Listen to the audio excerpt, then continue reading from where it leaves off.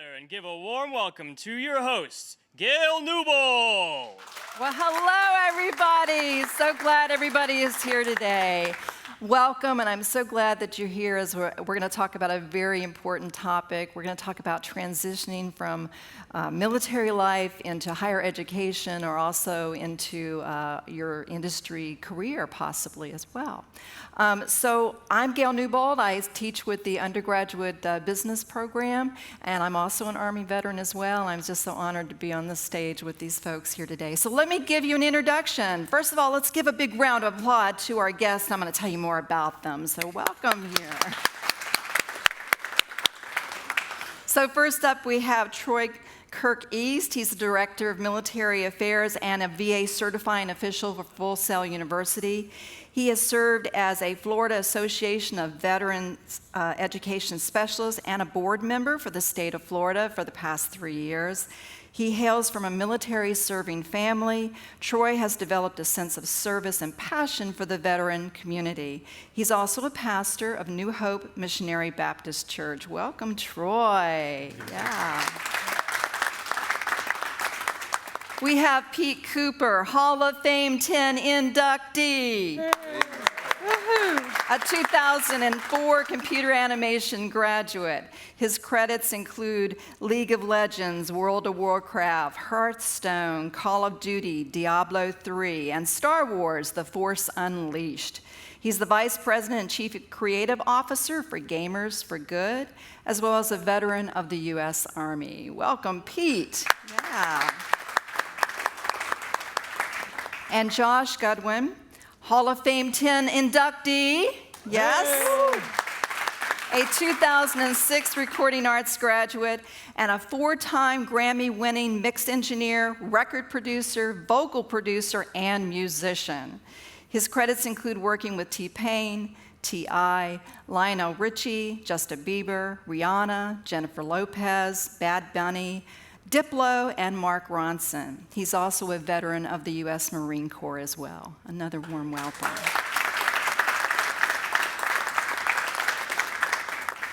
So what I thought I would do today is to first off talk a little bit, Pete and Josh, about kind of how did you come to go to the military in the first place? How'd that happen for you? You want me to go? Yeah, go for it. I was in high school, kind of dropped out of high school and decided to go to a college early. Realized I didn't really excel in education, if you will. So I was like, I'll just do the biggest challenge I could figure out how to do easily, and that was to join the Marines. And I was like, if I can get through this 4 years, I can get through anything kind of mentality, young kid mentality. And so I did that. Josh, where are you from originally? Miami, Florida. Miami, Florida. Yeah. And was there someone that influenced you to go in the military? Not really. It was kind of just a spur-of-the-moment decision I made. Okay, great. Yeah. And what did you do when you were in? What was your specialty? I was 0311, and then went to 3rd Recon Battalion, and then got out. Ah. So. Okay, so was this like a combat arms? I'm not as familiar with Marine terminology. Yeah. Okay, I see. And where were you stationed? Okinawa, Kaneohe Bay. Oh my. Any others out there? Kabul. Spent some time in Okinawa? All over the world, really. Wow, that's a great place. Anybody from Okinawa stationed in? Stationed there? Yeah, we have someone right here. Super. Where? I can't think of it right All right. We put him on the spot. I was at Schwab. now. Yeah, I was at Hanson too. Yeah. Kadena, the Air Base. You're Air Force guy? All right. Great. And Pete, what about you? Tell us your story about the military. So I was actually managing a game store when I had my first daughter. She was born with severe torticollis, which is a muscle deficiency. And me and my wife, we looked at ways we could give her the therapy she needed.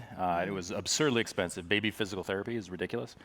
So we were doing research about it, and we realized if you work for the military, they cover that.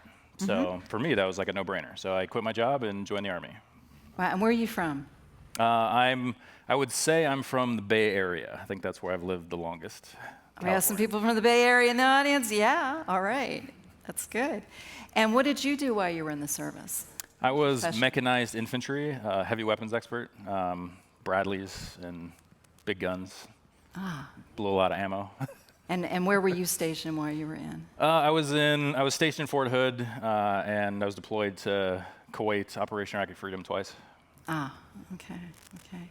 So I'm curious about the time period between when you decided. Did you decide to go to college while you were in the military? How did you guys decide to do that?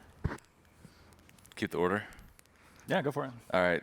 So I got out of the military. I've told this story before, so I feel like I'm telling the same story twice, but I'm gonna say it because everyone here right. looks new. New to them, yeah. I got out and I started going to school at a community college to get a 4-year degree so I can go back and do like executive protection stuff, but you have to have a 4-year degree for it. Like the 3 weeks into college, I went to visit my friends in LA, and they were all doing music stuff, sleeping in late, having fun, and I was like, whoa. I need to change my lifestyle, my mentality immediately. So I talked to a college professor who was my humanities professor who would talk about like Beethoven and sit at the piano and play Beethoven songs, and same thing with a lot of classical artists. And he was like, well, there's audio schools, there's one up in Orlando. So I looked it up, made the decision, and I got in as soon as I could. Okay. Yeah. How long was that after you had left the service? I EAS'd March 2005, and I graduated full sail in October 2006. Wow, this was pretty quick. Wow, that Yeah. was fast. It's very quick. But it was only a 9-month or 11-month program at the time. Yes, and now it's a lot longer. Yeah, so I just booked it to LA after that. Yeah. What about you, Pete? So the question is, when did I decide? Yeah, when you were in the military, you made that choice of, okay, I'm going to go in, I'm going to do higher ed. At what point did you make that decision, and then how long did it take before you ended up? I knew I wanted to make art my whole life. I didn't know that you could do a job in that for a long time. Then I decided, okay, I really want to make games. And while I was in the military, I was researching like where I could do that, how I could do that. At that point, there was no such thing as a game school or game degree or anything. The closest thing I could find was the computer animation program that was relatively new here. So we looked into it and took the plunge. And it's interesting because I found out when the school program started, and my unit actually let me out about 3 weeks before my actual end date to be able to start school immediately. So that was really cool. That's a really supportive unit. Marines don't do that kind of stuff. They're like, I know when he told me the story, I was like, wow. The Army doesn't do that either. Yeah. The Sergeant Major owe me a few favors. Well, you told me a story before we got started about how when they found out you were talented, and how they put you to work, too. Yeah. Tell that They story. realized I was an artist, so they're like, okay, cool. We got some coins for you to design, some banners. They had me make a mural in front of the unit. So I had to do both jobs. So they worked the hell out of me, and they're like, cool. You've been really supportive to us, so we're gonna go ahead and hook you up. So Super. That was cool. So now, when you got here, tell us about. Was there anything that surprised you about the challenges coming back to school? not really. It was really easy and enjoyable for me. It wasn't like a stressful situation coming into the school for me. At least I enjoyed it. I enjoyed working late hours, being up at weird times, and filling my gaps with creating music and creating memories. So you found that the rigor, the academic rigor, the challenges that you were faced with, that was something you felt prepared for. I love good challenges because after completing good challenge, you just come up, you come up better. So what I want to ask you all is, do you think that you were both better prepared coming out of the military to come into this higher ed environment? I mean, was that because you felt? Is that why you didn't have as many challenges? Do you think? probably for me at least. I don't know. Yeah, definitely. It's for way me. easier. Yeah, absolutely. Yeah, you kind of learn that limits are just in your head, in the military. So, yeah, I came in with a lot of work ethic already built up. I came in as a bit older than a lot of the students. Right. So, I was looked at as the older guy. Also, I was married with 3 kids when I started school. Wow. So, kids like to eat, so failure wasn't an option. So I worked my ass off, and I ended up. I had job offers before I even graduated. So Pete, when we do have older students that come in, they've been involved with other careers or with the military or both. What was it like being that older student? How did you manage that? Because what I've seen as an instructor is that some manage it really well and then others not so good. So tell me did you manage it well? And if so, how'd you do that? No, I managed it very well. I had a goal. It was very specific. I knew exactly what I needed to do to be successful, and I executed. Right. So just that simple. Right. And I want to bring you into this, Troy, because I know you see a lot of students in your role. Definitely. What do you see as the challenges that they're experiencing? Most of our military students, as they spoke to already, I think are extremely responsible, which is a little bit different than an 18-year-old coming right out of high school. No offense. But challenges, the one challenge I see, I think in the military standpoint, we're told what to do a lot, where Full Sail is very creative. So it's we give you the parameters and it's go forth and create. And sometimes for a minute, that's a little challenge, to not be told exactly what to do and when, but give you the option to go ahead and create from within. Right, Yeah. right. And do you find that what do students tell you they were surprised when they got here about that they didn't expect coming into college besides that? Besides the creativity portion, all of our veteran students are very structured.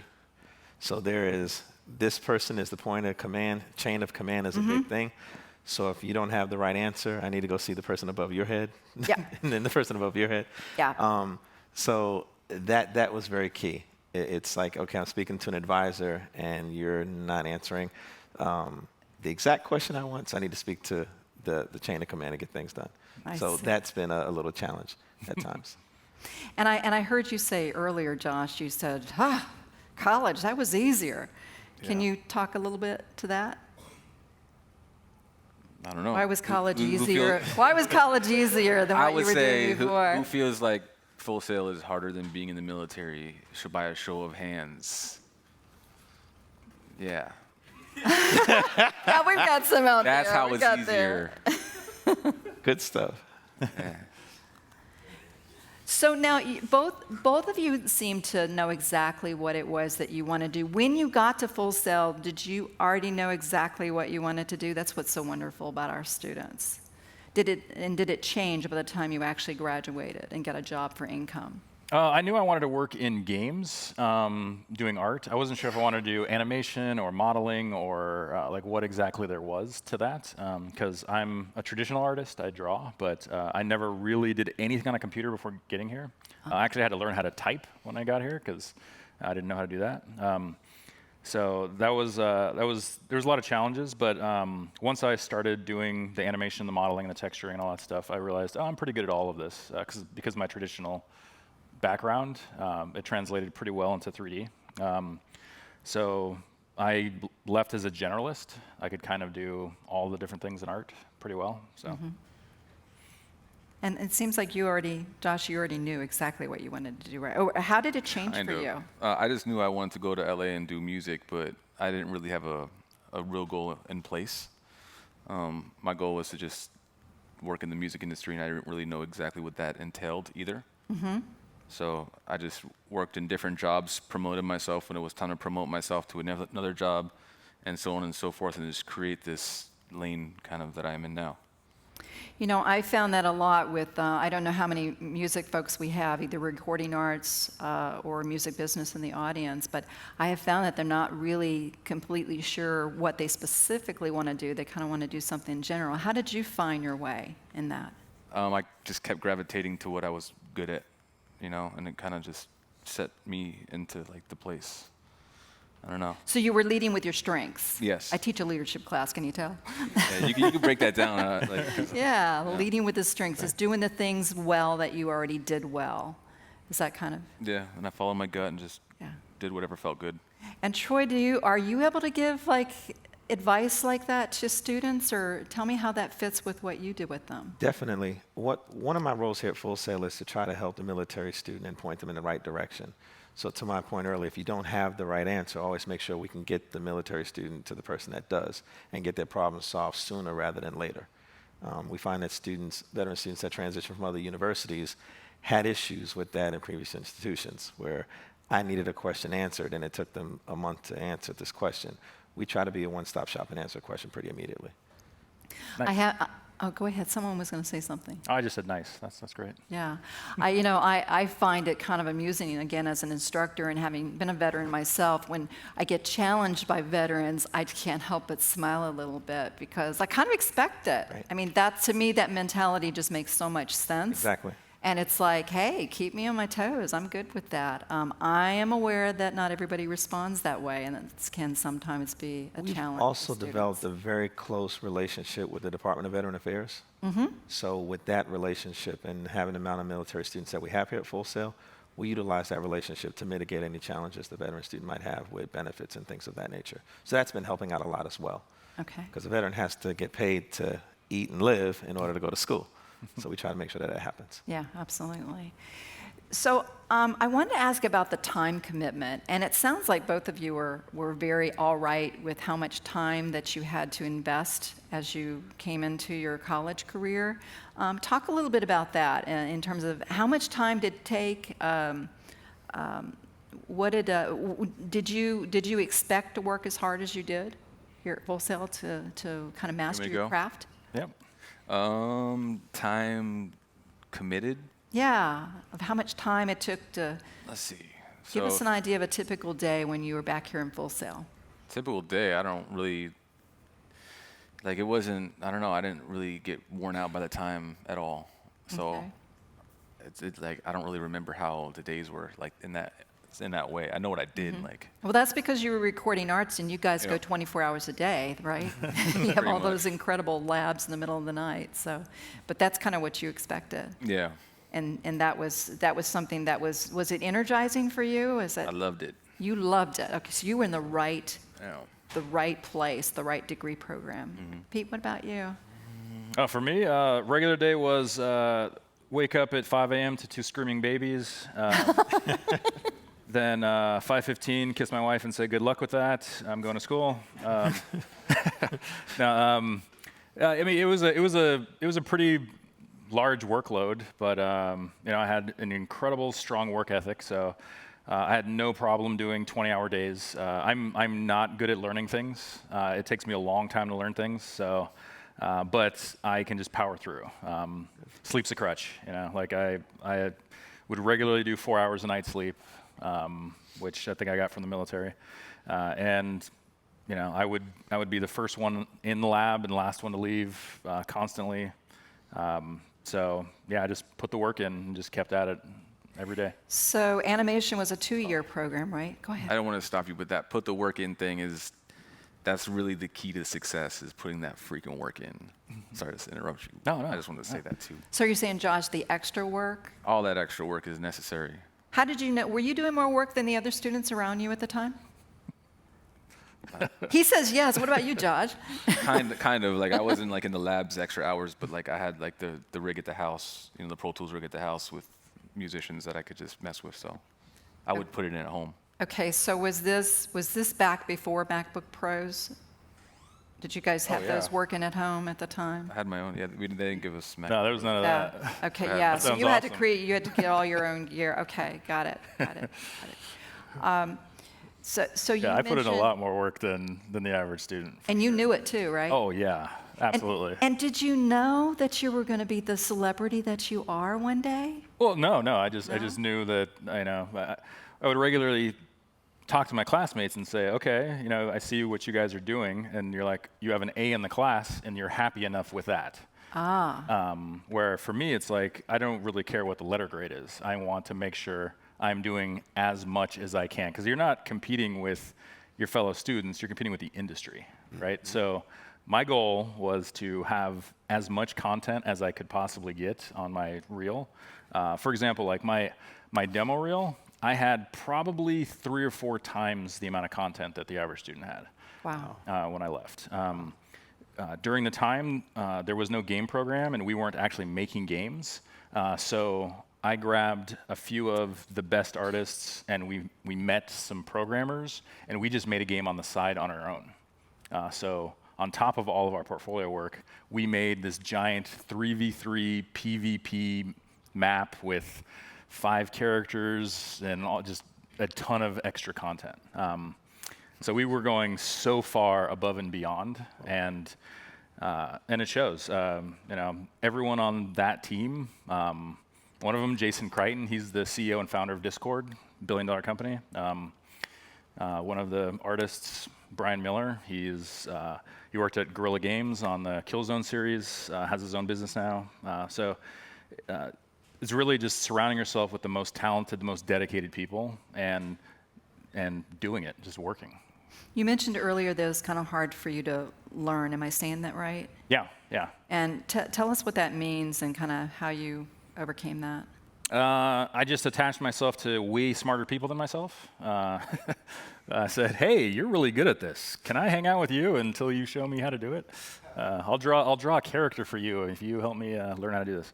It was just a lot of networking, a lot of finding the smartest people, and just being like, "Hey, I'm kind of an idiot. Can you help me with this?" And, Fabulous. a lot of people were really cool with that.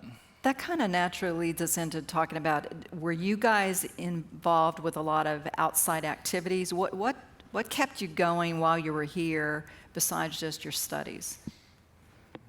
You keep going. Mountain Dew. Mountain. I've heard that before. Oh, I'm not supposed to. Right? Okay, but anyway. Whoops. Lots of caffeine. But no, it's what kept me motivated. I was married with 3 kids, so like I said, failure was not an option. I was really driven. I knew what I wanted to do, and I wasn't going to let anything stop me from being the best I could be.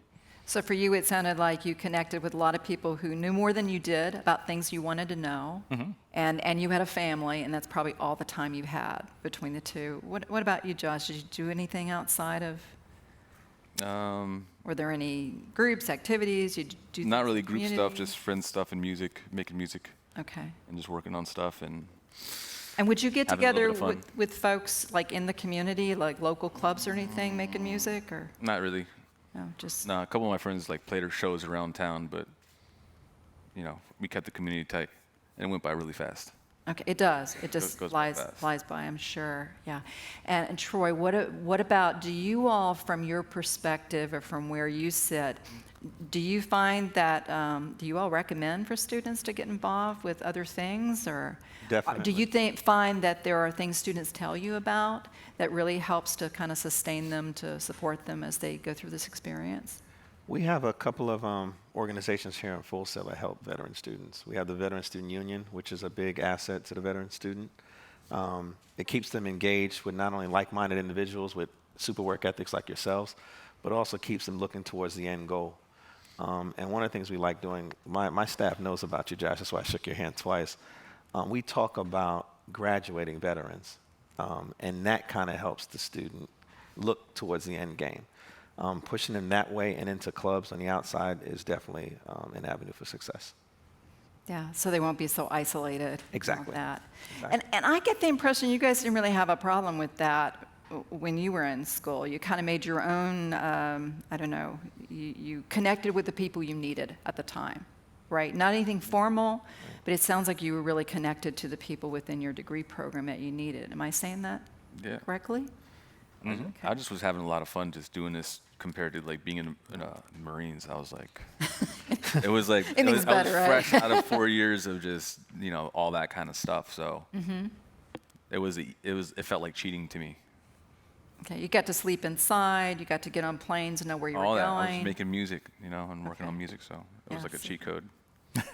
So I think I know the answer of this, but I think it's just so important to ask, is I know I see it in my heart all the time that veterans have learned so much when it comes to professionalism, leadership, and management when they were out there. Let's face it, you have to always be ready to take over. You never know what's going to happen. And so I'm curious about your experience. What did you find in terms of professionalism, leadership, and management that you may have captured or learned from the military that helped you in school, but also helped you when you got out in the industry?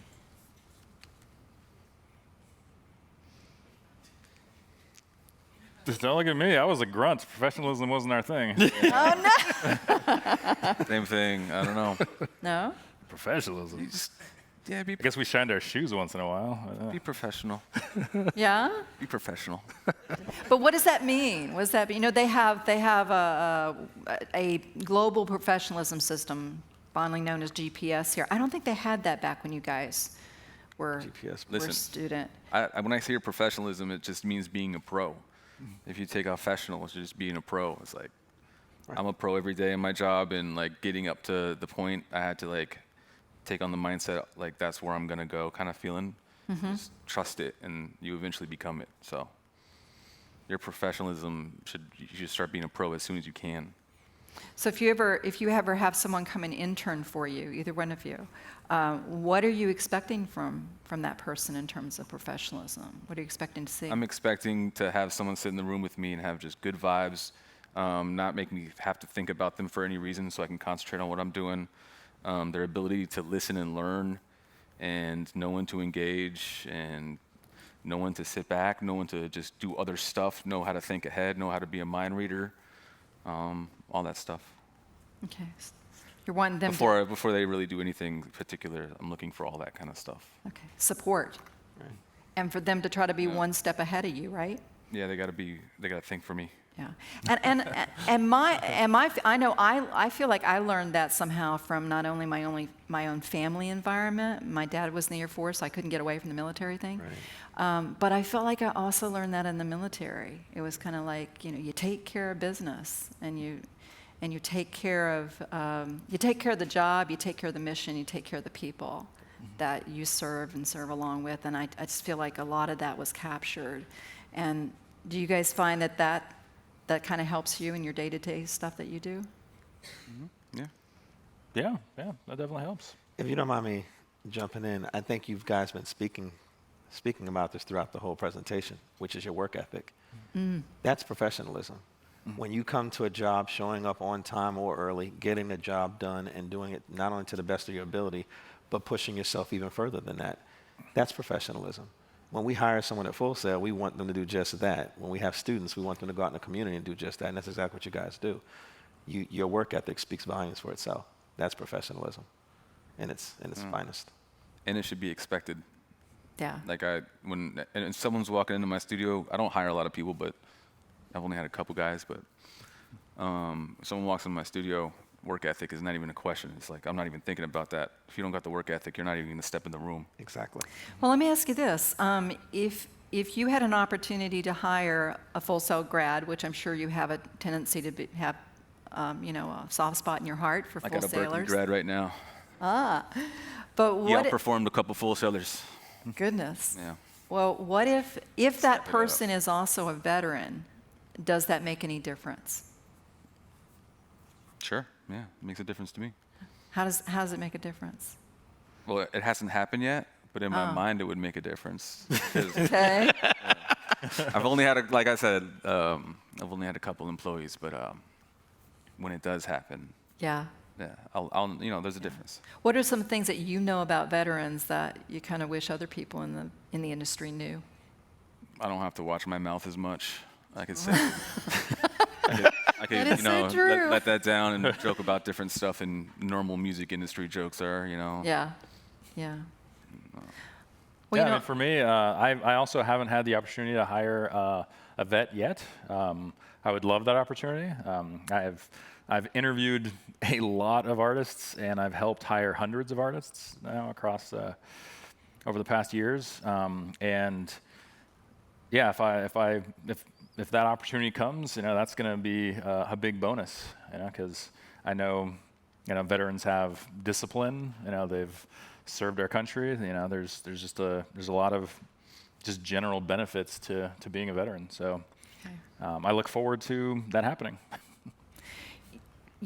Troy, what about you? Do you see that kind of what the employers are looking for? You see that in our Definitely. veterans here? I employ on one of my teams about half veterans, half civilians. And what you find with the veterans, no pun intended, but their mission mindset, they're mission Right. oriented. Right. It's tell me the mission, tell me the goal, and I can get there. I'll figure out a way. Yeah. I don't need you to micromanage me. I just need you to tell me where I need to get to and Yeah. watch me get there. And I think that's inherent from learning that from the military. I also teach a portfolio class in the business school, and both for our online community and for campus. And one of the things that I've noticed is that when people leave college, or they're in college, they've left the military, they've come into college. It's like they want to throw the baby out with the bathwater. They think, okay, I know nothing about this industry. Right. And I'm starting fresh, and I keep saying, no, you do. There are a lot of transferable skills that you have that you bring from that experience that's so unique to Yes. you to the employer. And just as you said it so well, Troy, it's things like being able to get the mission accomplished, getting things done on time, bringing a lot of resources together at when they're needed we say to launch an entertainment product. In the military, it's to launch or to get a mission accomplished, to train up your people, to have them ready for the job. So Exactly. I'm kind of curious if you all, do you all see some transferable skills, or did you, that you say, yeah, that's the stuff that still you're going to use in the industry that you're going into?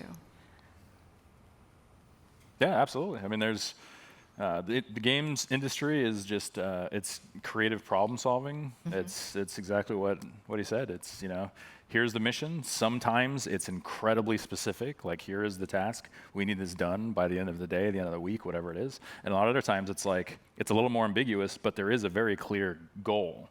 How do you get there? There could be 100 different ways to get there, but you have to focus on the goal and be able to get it done.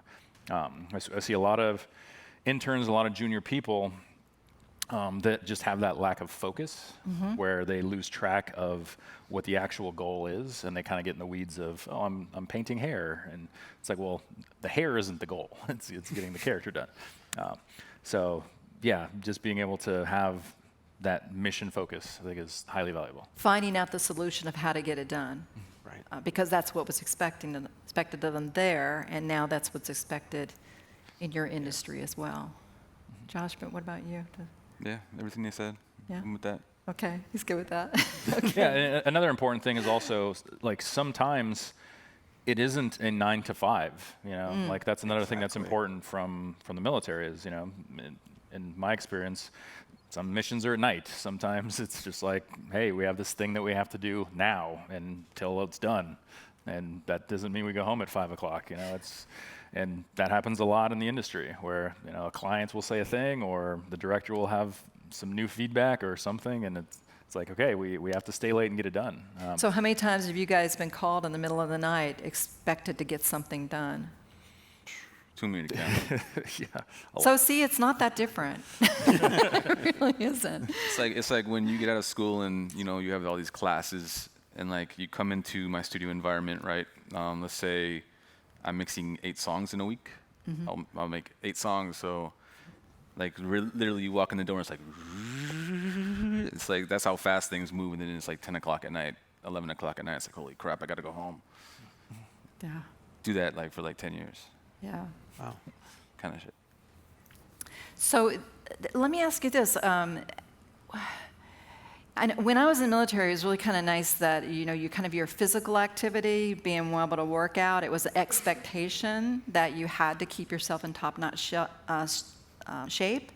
Does that play a part in the industries that you guys work in now? I mean, how do you take care of you? How do you take care of you? What do you Yeah. mean? I'm not sure what you mean by that. Yeah, being able to, because when do you eat? When do you sleep? When do you? Oh, I mean, know. most of the time, so the past 2 companies I worked at, Blizzard and Riot, most of the time it's pretty regular hours. We get like benefits like gym memberships. The company covers most of that stuff.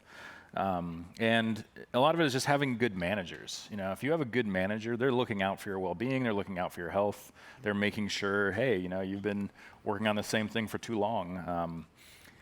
So, you know, I mean, I think it's different at different locations, different jobs, but you still have enough time to have a life and do all the important things. Right. Self-care, yeah. Yeah, definitely. Okay. So I did have, you know, it is an academic panel, so I have to bring a little research in. I hope you all don't mind about that. Yeah. I jumped into the National Education Association, and they had some interesting research about kind of about veterans transferring into higher ed. And one of the things that kind of drew my attention, it's kind of sad, but I thought, you know, this might mean something to folks, is they found that when they interviewed veteran students, that there were certain things that you should never say to veteran students. And there were 3 that they identified. And number 1 was having people say things like, these wars were atrocities and a waste of human life. Or other people may say to them, I don't get why you're having so much trouble. You volunteered, right? Or the worst of all, they may say, did you ever kill anyone? So these kinds of comments, what the NEA has learned, is that they wound people's hearts, and they really hurt them. But what we found is that our veteran students are usually surrounded by Americans who have never seen what they've seen. They've never experienced what they've experienced. They can't even begin to be able to identify what it's like to have been in their shoes. So I'm kind of curious about, you all may have gone through a little bit of that during your time here. How did you deal with it? Because I suspect our students are dealing with that as well. I honestly never dealt with that at school. Okay. No one ever lashed out in that kind of way. Oh, good. So People ask me those kind of questions pretty regularly, and I was just honest. Yeah. I'm a little unique in the regards that I'm immune to taking offense to things or being embarrassed or any of that. I just let people say what they say. Like an interesting story was when I was deployed the second time. I went with a unit from Wisconsin, and I met one of the soldiers. And he walked up to me and said, "Holy shit, it's great to meet you. I've never met a colored person in real life." And one of the other black soldiers was really pissed off at that. And I was like, "Okay, well, you have to understand, he's not saying anything offensive. He literally just doesn't know." Just explain to him, "Oh, by the way, that's considered an offensive term, so you might want to, not use that. And also, tell your friends if they're not aware." And that's just kind of how I am. And so when people ask me something that could be perceived as, I don't know, negative or something to take offense, I default to believing that no one's trying to be mean or no one's trying to be angry or upsetting. They're just asking questions because they're curious. And I have a tendency to just tell them. It's all good. Sounds like a very authentic approach. I like that. I like that very much. So I think that we're almost ready to be able to have the students ask you some questions. All right. Yeah, that's so much more interesting than having me do that. So if anybody has a question, they can just raise their hands, and then we'll bring a microphone to you. Hopefully you can see the hands. Yeah, hopefully we can. We actually are being blinded a bit back here. The AC's, Someone the AC's back working really well in this building. It's nice. Yeah. Yes, it is. Working really I like well. it. I like it. Yeah. I'm from the north, so. I don't think your mic's working. Great. No, it's just me. Okay. My name's Randall Lewis. My question is, as a married man with 3 kids as well, I just started school here in January. What was your toughest obstacle to get over while being married and still coming to school? That's a good question. That's a great question. I would say the toughest is just maintaining the family relationship. That's what I struggled with the most, because there was times where I would go a week straight of just as soon as I wake up, heading to school, and I'm there till 10 p.m.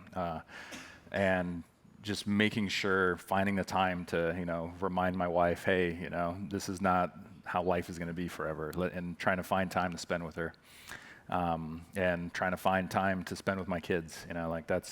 That stuff is hyper important, hyper valuable, and it's just I failed at trying to find that balance most of the time, and I don't have a good answer for that. I would just suggest making sure you're regularly communicating with your wife, letting her know how you feel, letting her know that we're doing this for the future, and the future is going to be bright, and all that. Just try to find time for your family. Is she happy now? Yeah. Good. More or less. I mean, she's the president of our nonprofit organization, so she's dealing with a lot of other drama, but we got through. We've been married for 20 years, so. Great. That's a good amount of time right there. Just to add on to that, I would add on to that and just tell you, that's not going to stop once you graduate school. Once you leave school and launch your career field, whether it's opening up your own company or working for someone and excelling in that field, you're going to have that battle as well. I haven't been married 20, we've been married 14, but we still have that battle because I'm extremely busy. Yeah. And she's talking about going back to school. So maintaining that balance, it's going to start now, but that's going to be a lifelong journey. Mm-hmm. And quite honestly, it's a journey that half of the people that get married lose. Just to be real. So you starting that now and continuing that going forward is going to be key. Yeah, just to touch on that too, is the most conflict I ever have in the home life is when I'm working crazy hours and I come home and I'm absent, and I don't give that attention to my wife. I still have, and she's my manager. She knows what I do for a living, but I still have to make sure that balance is nice and even, so I could be happy too. How do you do that? By being selfless and giving to when you don't want to give anymore, just like everything else. You still got to put that time in there. There's an old saying, happy wife, happy life. Happy life. Sure. And it's fun to rebel against that, but it's just it falls back. It's damn. I wish this wasn't so true. Then you fight it for a little while, it's yeah. Wow. Yeah. Good stuff. Okay, do we have any others out there? We have a question right over here. How's it going, Superman? Hi, Superman. There's his mic. I can enunciate. It's nice projection. They want to get you on tape. Yeah, so my question is, how do you find the balance, or when do you know when it's time to go ahead and say, hey, let me take a break, let me take a step back and kind of recollect myself, because all I've been doing is going 110% with everything that I'm doing and not taking a break, not stopping, just keeping the train rolling. When do you find the time to say, hey, I need to pull back and I need to take some me time? Whenever I'm questioning that, whenever I feel like I'm hitting a wall and I'm burning out, then all of a sudden my career takes a step back and I just focus on improving myself for a couple days if I need to. Mm-hmm. I usually go until I hit the wall or hit close to the wall. Yeah, for me, I make sure I have multiple creative outlets. So I do, one of the things I do is I do community service, and I create art books. So if I get to the point where I'm just working and, like you're saying, hitting a wall, and I'm just feel like, okay, I'm not making progress, I'll put it down for a day, maybe 2 days, and do something else. And then come back to it with fresh eyes, fresh perspective, and just be like, okay, cool. Now I feel like I can make more progress. Yeah, always change it up when you feel like you're stuck. And that makes you more creative, right? Mm-hmm. Yeah, because if it's like a song, as soon as you close that song and open up a new song, it re-inspires you. So it's an instant recharge. Mm-hmm. But I was just referring to if I'm going 3 months straight, and I'm holy crap, I feel dead inside. That's when I'm and then I recollect myself. Gamers for Good. Does that do that for you?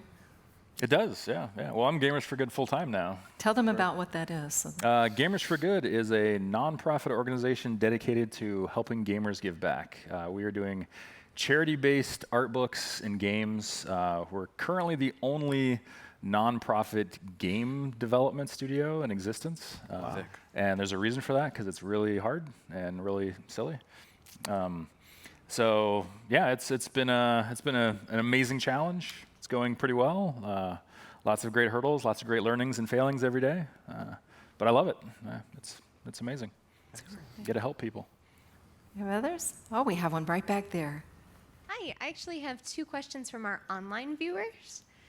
The first one is from Nathaniel. He's a game design graduate, and he wants to know, how long did it take you from graduation to land your first industry job? I had a job before I graduated. I actually missed my demo reel class, or my demo reel presentation, because I was at a job interview. I would say about 6 weeks before I graduated, I was interviewing with multiple companies. Awesome. So I didn't wait.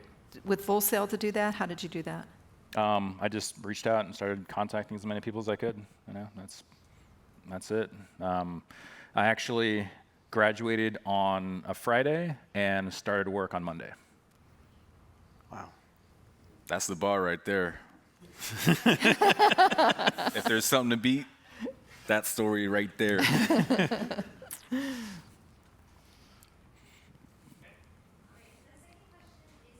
Sam Hubbard. He is doing a master's in mobile gaming, and he's retired from the Army. He wants to know from Pete, what would you recommend he does to prepare for his retirement next year so he can get an industry job?